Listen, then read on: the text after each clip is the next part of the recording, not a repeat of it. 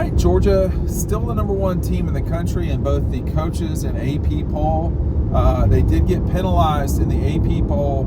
They're still the number one team by a decent margin, and nobody's sort of at half of where they're at. Michigan has 12 first place votes. Georgia has 35. Texas with 10, and then Ohio State with 1. But you saw that go from a relative landslide of Georgia being number one to hey, what's going on here, or whatever you want to call it.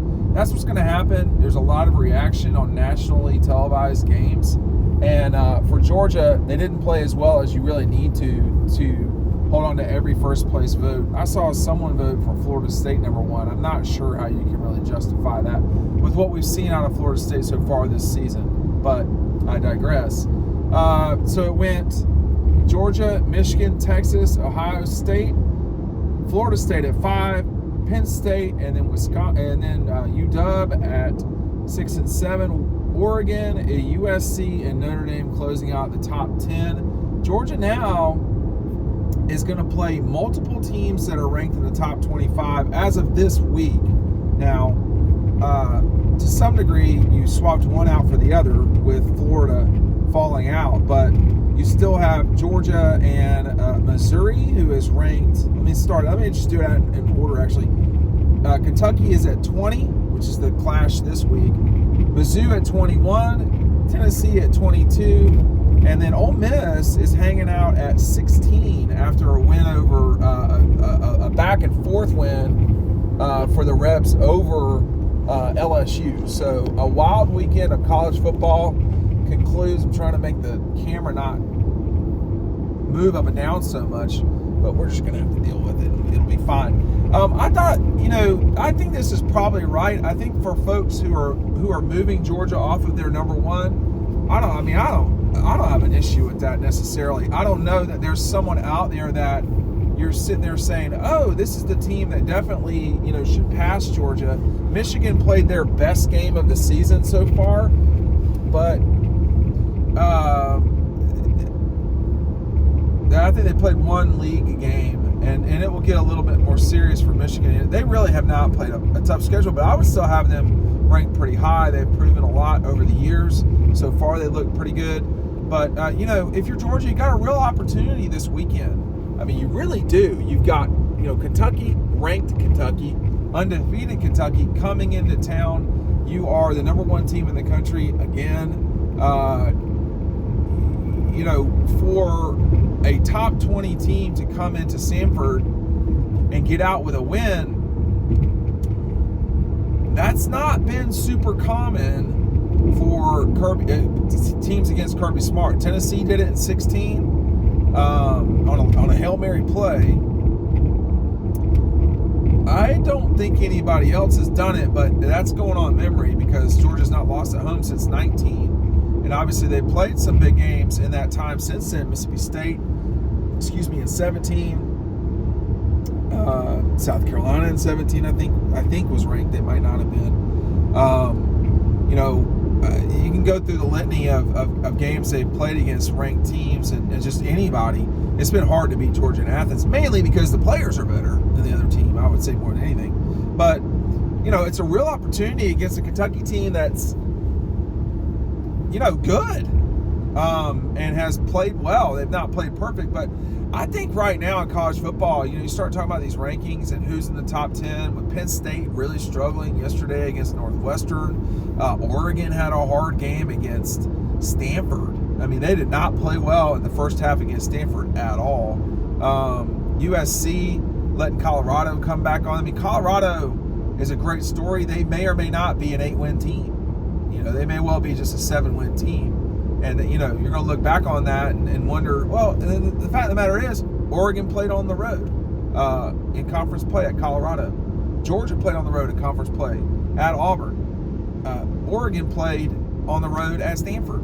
Did I say Oregon twice? USC played at Colorado. So, in league play. So, these are all, it's challenging when you get on the road. And, it's always nice to get back home. If you are redoing your backyard or your pool or whatever, or you're thinking about a reboot for your residence, the link down below is an awesome place to get things. It's called EcoPoly. EcoPoly is made in Georgia. This is high quality furniture for outdoor living, okay? 20-year warranty, plastic, recycled, I say plastic. It's not what you're thinking of plastic. Easy to clean, made in Georgia, Dodge County, heart of Georgia, 20-year warranty. Everybody should check this out. The link is down below. Here's a little bit more look. When I'm doing riding home, it's a little bit more challenging to promote their awesome brand. But I'll tell you, man, our friends down there in Eastman are doing a great job. It is very comfortable sitting in those chairs, okay? Very comfortable. It's not going to be comfortable for the Cats this weekend. They're going to come to, I'm about to say Atlanta. They're going to come to Athens with possibly Atlanta on the line. Now, both these teams still have some tricky games left. You know, Kentucky's got to play Tennessee. They got to play Georgia, obviously. And they've got some Western schools to deal with as well. They got to play South Carolina, who they lost to last year. I don't know how, but they did. And then, South Carolina, Kentucky is capable of losing those games, by the way. They do this a lot, Kentucky. And with the exception, I think, of the 18th season, we've not seen Kentucky get through a year without sort of a bizarre, odd loss. But they don't have one this year, and they played pretty well this year. Against Eastern Kentucky, that was rough. There were some moments against Ball State that were not good. There were some moments against Vanderbilt that were not good. But, Georgia doesn't need to lecture anybody about moments. Georgia had plenty of moments that have not been great. They've gutted them out for wins. Georgia's gutted out wins were really, I would say, more Auburn than South Carolina. But Georgia's tight win was on the road against Auburn. Kentucky's tight win was at home against Eastern Kentucky. So there was a lot of grumbling after that game in the Commonwealth. I think that Georgia being ranked 1 is legitimate. They could certainly lose it this week, even if they win. If Texas really goes out and performs well against Oklahoma, that would be 2 really high dollar wins for the Horns. People aren't going to really think about the way they played at times this season.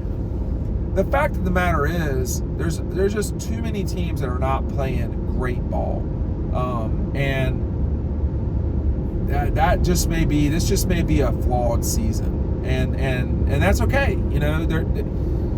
It doesn't.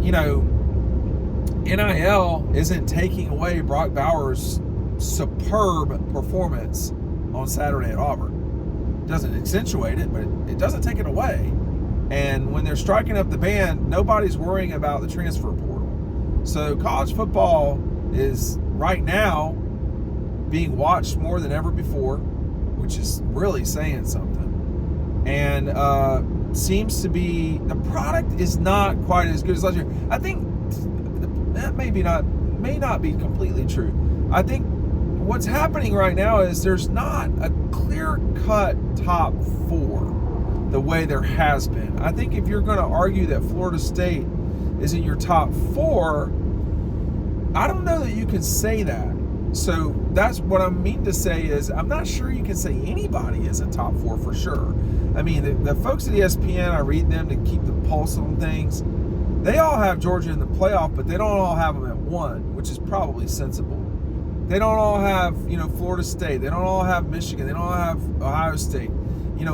Washington, I failed to mention Washington earlier. Washington has been the best team so far this season. They did not play well at Arizona. They just didn't. And, these are all games that once you get into league play, we're going to really see what it's like. Now, is Georgia capable of catching fire and getting it rolling? Yeah, but they're going to have to start doing it. It may just be that this is who they are. I think that's what it is, for the record. I think that these games that are over at the half, you're not going to see a lot of those in SEC play, just because that's not the way this team is built. You don't have a guy in the middle of the defense, Jalen Carter, that's, being really problematic for the other offensive line, who's freeing up Georgia linebackers don't look like they did last year. The same guys. So it may take a little bit of time for this ball to get rolling. You just don't want to eat a loss in that time. See, if you can avoid that, then you're in good shape. And so far they have, but so is Kentucky, so is Missouri. I mean, these teams have avoided losses. The Gators got a bad loss on there, like a nasty loss to Kentucky. Tennessee, they have a rough loss against the Gators. I mean, they got beat up pretty good. You look at LSU. I mean, they got 2 losses now. One which was, and then Alabama with a tough loss. I still think right now, Georgia's still the betting favorite to win the national championship. It's not at the margin that it was, nor should it be from what we've seen. But I still think that we're going to see Georgia and Alabama in Atlanta. And so that's what I think right now, because if you look at the West, nothing's changed in the West. So, like, Arkansas is probably out, and Auburn now is probably out. But I don't think that they were really necessarily competing to win the West. The teams that are undefeated in conference play in the West are A&M. Now, don't hold me to this. A&M is undefeated. Alabama is undefeated in the West. And I think that's it. Is that right? So they're playing this weekend, and one of them will have a loss. So the Rebels have beaten Alabama. If Ole Miss can win out and Alabama take a couple losses, then you'd see Ole Miss there. But Ole Miss is going to have to beat Georgia if they're going to do that. Is it probably State? I think has 2 losses at this point with LSU and now South Carolina. So there are you are seeing a little bit in the West. In the East, you have 3 undefeateds, and then you got Vanderbilt, Florida, Tennessee, and South Carolina. A couple of them with double losses. And, so South Carolina's not going to win the East. I know a lot of y'all were thinking that was going to happen. But, no, they have 3 losses now in 5 games. And they play Florida this week, I think. But they've got, a challenging situation coming up for them, too. And they've not played bad until this past week against Tennessee, where they did not play well. So let's just see how it goes. The place, it's there for Georgia, but the kind of problem now is it's there and they're not taking advantage of it. Part of that is the turnovers. Part of that is when you have easy touchdowns, you got to hit them. And the other thing too is, the Georgia's defense is not getting off the field when you really need to, which is in quick change situations. So all of those things combined are slowing down a Georgia program that could be 5-0 with a bullet instead of 5-0 with a whimper. And it is good to know that you can win tight fourth quarter games, because we've seen that now. It's also good to prove you can blow people out. It sounds simple, like the way I'm putting it, because they do have 3 blowout wins. Only one of their wins is a single digit win, which was at Auburn. But still, you've got an opportunity here. I mean, you're a considerable favorite against an undefeated ranked Kentucky team. And then you've got Vanderbilt off, and then Florida. And I don't know what it will look like in November for, Ole Miss, Missouri, or Tennessee. We don't know what those teams will look like at that time. Could Tennessee have 3 losses? Yeah, they could. I mean, they're dealing with Alabama, and they got, there's plenty left on Tennessee's plate. Kentucky. So they certainly can lose games. Missouri has got LSU this week. We'll see how that goes. They can beat LSU. LSU is not a trustworthy situation right now. They have the players. They're not playing the right way. Defensively, they're just not good, it looks like, more than anything. And they've given up 40 points plus twice in a season. Like, that's not acceptable. So, I mean, if I think Georgia shouldn't have given up 20 to Auburn, what do you think that means for LSU? And, LSU got to play Auburn. They got to play everybody. They got to play Alabama. I mean, this could be rough at LSU.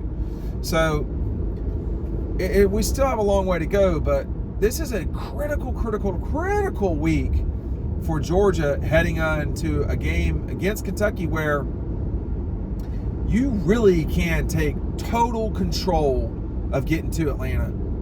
this week. And it's just almost never like that because of the losses that the Gators have taken. Okay, well, they only have one loss in the league, but they're going to take some more. Because of the loss that Tennessee's already had to Florida, and they've got to deal with Alabama, and they got to deal with Georgia, and they got to deal with Kentucky, and they've got to deal, I guess, with Missouri. They beat South Carolina. South Carolina, they're out. So, let's just see how this goes. But this is a really important week for Georgia. We knew going to Auburn would be tough. We knew that. This is probably going to be tough too, but it should not be as tough as playing at Auburn. It should not be, and we'll just see. Dogs still number one according to the AP poll.